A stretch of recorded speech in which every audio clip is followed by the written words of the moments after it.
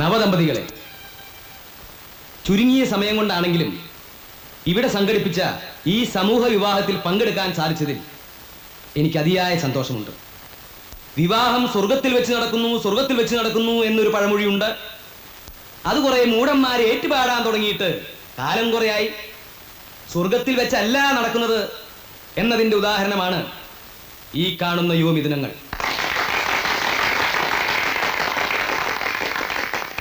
ഞാൻ ഇതിൻ്റെ സംഘാടകരോട് അന്വേഷിച്ചു, ആരാണ് ഈ യുവമിഥുനങ്ങൾക്ക് സ്വർണ്ണാഭരണങ്ങളും പുടവകളും സംഭാവന നൽകിയതെന്ന്. കേട്ടപ്പോ എൻ്റെ കണ്ണ് നിറഞ്ഞു. സ്വന്തം പേര് പോലും പുറത്തു പറയാൻ ആഗ്രഹിക്കാത്ത ഒരു മനുഷ്യ സ്നേഹി, ക്രിസ്തുദേവനെ പോലെ, കൃഷ്ണ ഭഗവാനെ പോലെ, മുഹമ്മദ് നബിയെ പോലെ ആദർശശാലിയായ കേവലം ഒരു നിസ്സാര മനുഷ്യൻ. അജ്ഞാതനായ ആ സുഹൃത്തിന് ആയുസ്സും ആരോഗ്യവും നേർന്നുകൊണ്ട്, ആ പാദങ്ങളിൽ നമസ്കരിച്ചുകൊണ്ട് ഈ സമൂഹ വിവാഹം ഞാൻ ഉദ്ഘാടനം ചെയ്യുന്നു.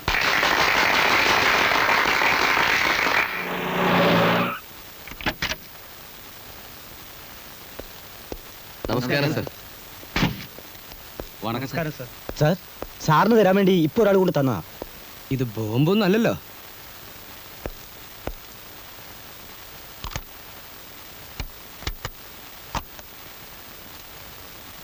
ക്രിസ്തുദേവനെ പോലെ, കൃഷ്ണ ഭഗവാനെ പോലെ, മുഹമ്മദ് നബിയെ പോലെ ആദർശശാലിയായ കേവലം ഒരു നിസ്സാര മനുഷ്യൻ. അജ്ഞാതനായ ആ സുഹൃത്തിന് ആയുസ്സും ആരോഗ്യവും നേർന്നുകൊണ്ട്, ആ പാദങ്ങളിൽ നമസ്കരിച്ചുകൊണ്ട് ഈ സമൂഹ വിവാഹം ഞാൻ ഉദ്ഘാടനം ചെയ്യുന്നു. ബഹുമാനപ്പെട്ട മന്ത്രി, നിങ്ങൾ ആയുസ്സും ആരോഗ്യവും നേർന്നത് നിങ്ങൾക്ക് വേണ്ടി തന്നെയാണ്. നിങ്ങൾ പുകഴ്ത്തിയതും നമസ്കരിച്ചതും നിങ്ങളെ തന്നെയാണ്. നിങ്ങൾ ഗോപുരം ചിട്ടി ഫണ്ട്സിൽ നിക്ഷേപിച്ച കള്ളപ്പണം എടുത്താണ് ആ സമൂഹ വിവാഹത്തിന് സംഭാവന നൽകിയത്. കള്ളപ്പണത്തിനെതിരെ വാതോരാതെ പ്രസംഗിക്കുന്ന അല്ലയോ മന്ത്രി, നിങ്ങൾക്ക് സന്തോഷിക്കാം. നിങ്ങളുടെ പണം കുറെ പേർക്ക് ജീവിതം നൽകിയെന്ന്.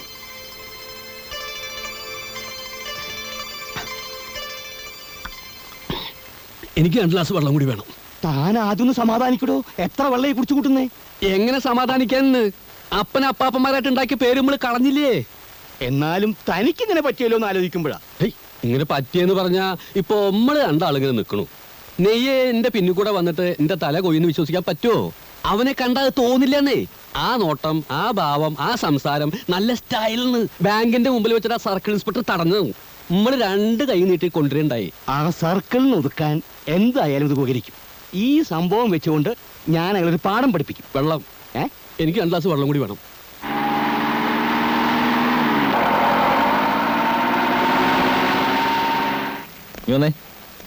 സെക്ടർ നമ്പർ 5 ഏതോ വീട്ടിലാണ് അവന്റെ താമസം. സാർ, ഏത് വീടാണെന്ന് കൃത്യമായിട്ട് അറിയില്ല.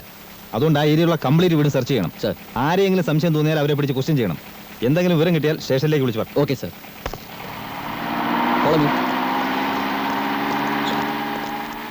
കടപ്പുറത്ത് എത്തി പോലീസ്. എല്ലാ കുടിലുകളിലും നിങ്ങളെ തെരഞ്ഞു. അവസാനം അങ്ങാടിയിൽ അഹമ്മദ് ക പാർട്ടി ഓഫീസിൽ നിന്ന് കാര്യം പറഞ്ഞപ്പോഴാ പോലീസിന്റെ ശല്യം തീർന്നത്. നിങ്ങളെ സ്ഥാനത്ത് നമ്മളായിരുന്നെങ്കിൽ ഇപ്പൊ പേടിച്ച് ചത്തേനെ. ആരെ പേടിക്കാനാ ജമാലെ? എനിക്ക് വേണ്ടി ഞാനൊന്നും ചെയ്യുന്നില്ലല്ലോ.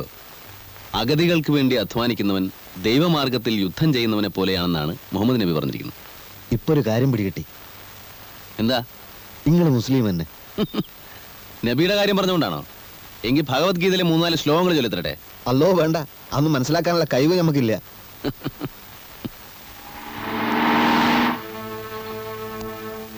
പോലീസ്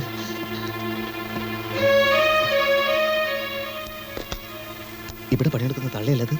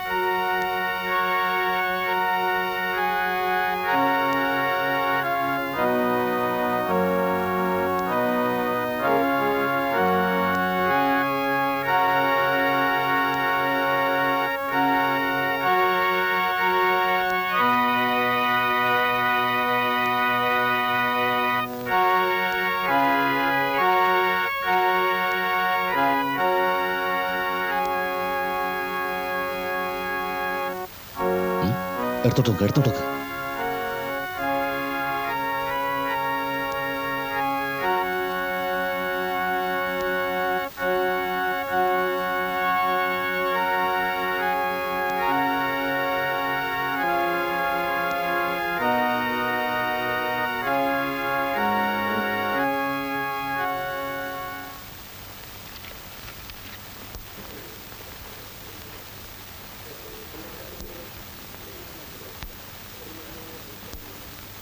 ഇവിടെ എങ്ങനെ എത്തി? വേണോന്ന് വെച്ചാൽ എവിടെ എത്താൻ പറ്റത്ത്?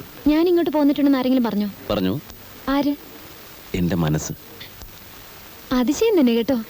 ഒന്ന് കണ്ടെങ്കിലെന്ന് ഞാൻ വിചാരിച്ചേ ഉള്ളൂ. അതാണ് ഈ മനപ്പുറത്ത് എന്ന് പറയുന്നത്. ആനി എന്നെ കാണണമെന്ന് വിചാരിച്ചു, ഞാൻ വന്നു. ടോണി മുരളീധരൻ നായരെ അറിയോ? ഏത് മുരളീധരൻ നായര്? കസ്റ്റംസിലെ. കസ്റ്റംസിലെ? ഓ കസ്റ്റംസിലെ മുരളീധരൻ നായര്. അറിയാം.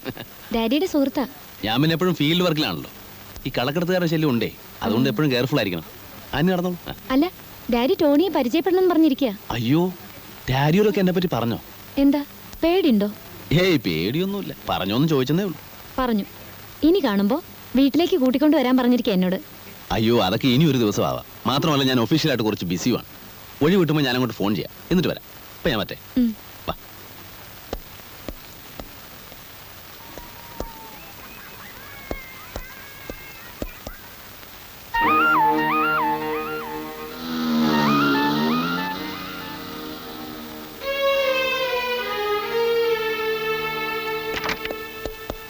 അല്ലെങ്കിൽ എന്തിനാ പിന്നീടാക്കുന്നത്? ഇപ്പൊ തന്നെ ഡാഡിയെ കണ്ടുകളെ. കയറിയാ മലെ.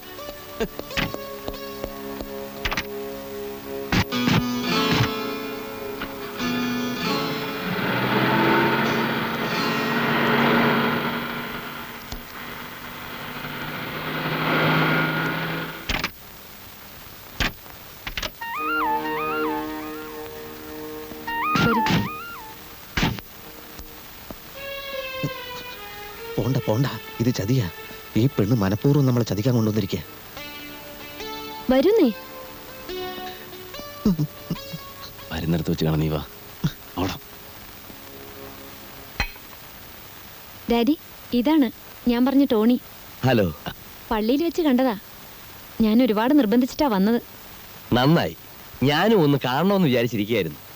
ഇത് mister Mathews, city police commissioner. I'm Tony Louis. ഇത് ജമാൽ. ഹലോ. മാത്യൂസ് എന്റെ കസിനാ. ഞാൻ ഇറങ്ങാൻ തുടങ്ങുകയായിരുന്നു. ഞങ്ങൾ വന്നോണ്ടല്ലോ. ഒരുപാട് ജോലിയുണ്ട്. നാട്ടിലെ കള്ളന്മാര് കൂടുമ്പോഴാണ് പോലീസുകാർക്ക് ജോലി കൂടുക. സത്യം, ഇപ്പൊ അങ്ങനത്തെ ഒരു അവസ്ഥയിലാണ്. ഓ എന്നാ ഞാൻ ഇറങ്ങട്ടെ. പോട്ടെ, അനി പിന്നെ കാണാം. ഇരിക്കും ടോണി.